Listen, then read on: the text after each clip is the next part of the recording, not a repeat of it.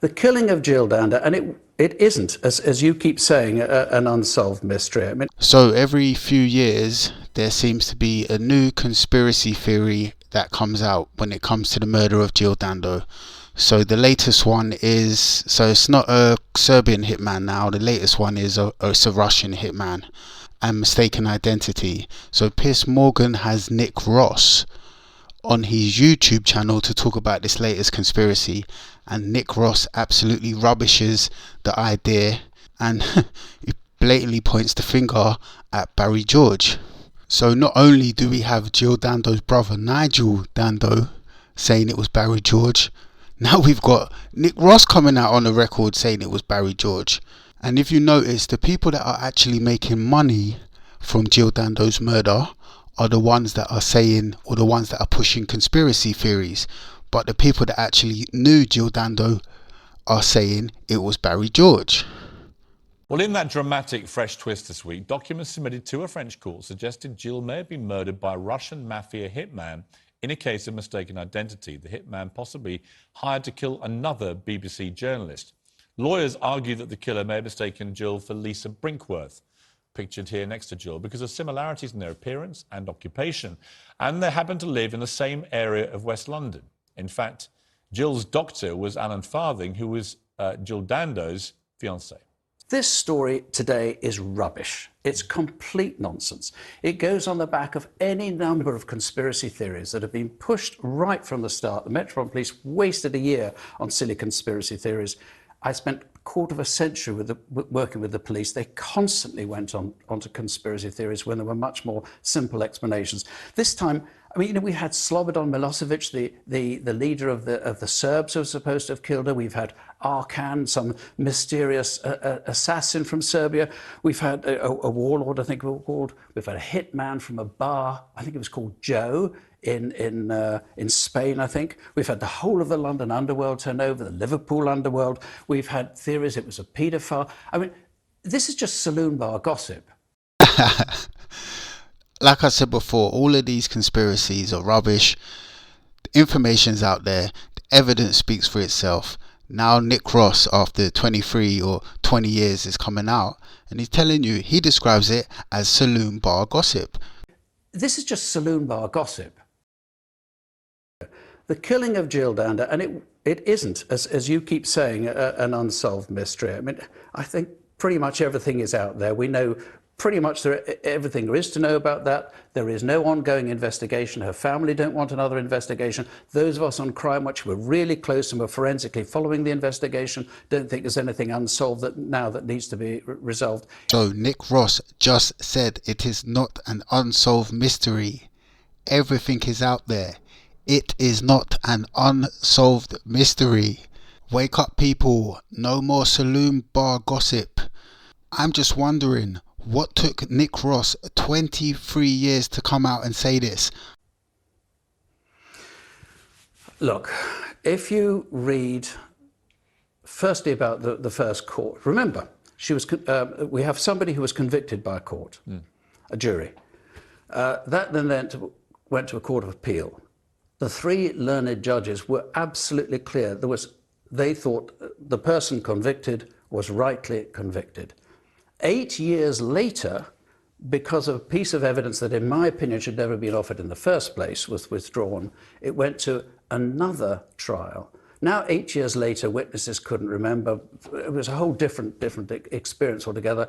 This person was acquitted. Now, do I think we should reopen the inquiry? No, I don't. Do I think we should now go back on all this silly conspiracy theories? No, I don't. Nick Ross, it's good to talk to you. As I say, like I said at the start, it must always bring back incredibly raw emotions for you, and I completely understand why you feel the way that you do. Yes, but Piers, don't write them off as raw emotions because what I'm saying must be biased because she was my colleague. No, I don't mean that at all. You know, she was not. I was not romantically inclined with her, associated with her, or anything else. In fact, what I learned from 23 years on CrimeWatch is that you have to be evidence-based. It's evidential. Yeah. In this case, as in so many others, the evidence doesn't stack up. Whereas the evidence that we had in the first court and in the Court of Appeal, and indeed much of which was heard in the subsequent appeal, was very, very powerful. There were 5 or 6 reasons why it clearly wasn't a conspiracy. It wasn't a hitman. Very, very clear. I rang colleagues at Quantico and the FBI went through. They were absolutely clear it wasn't a hitman. This was very much like the murder of John Lennon. The forensic psychologist on the case was very clear right from the start. This was going to be somebody who was a personality disordered person. So I don't think there's any great mystery here, any great mystery that still needs to be solved. I feel Nick Ross's pain. I empathise with him, because imagine your friend got murdered and the information's out there on who did it, but people are still just talking about professional hitmen and paedophile rings and just saloon bar talk after 23 years. It's like, come on, if anyone that's genuinely interested in this case can research it, and the information's out there for you to see. Evidence, evidence, evidence. Opinions are to a penny. Anybody can come up with a theory. It's whether you can actually pin it to evidence, evidence, evidence. And in this case, for those out there of your viewers who still believe this was a conspiracy, I mentioned there were so many things against it. It wasn't her right home. Anybody professional would have known where she was. This person was hanging around for 4 hours, 3 or 4 hours, was seen by 4 witnesses there, all of whom picked up somebody very, very similar in appearance, and one of whom picked out somebody in an identity parade. The person used an amateur gun, not a real gun. They had no escape vehicle.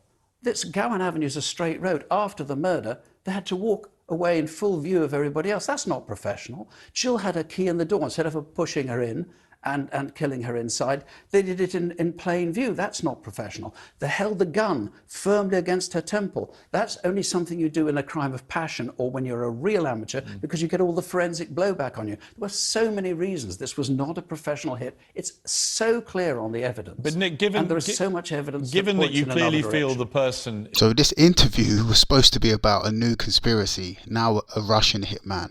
But that shouldn't be the story no more. The story in the mainstream should be Nick Ross says this.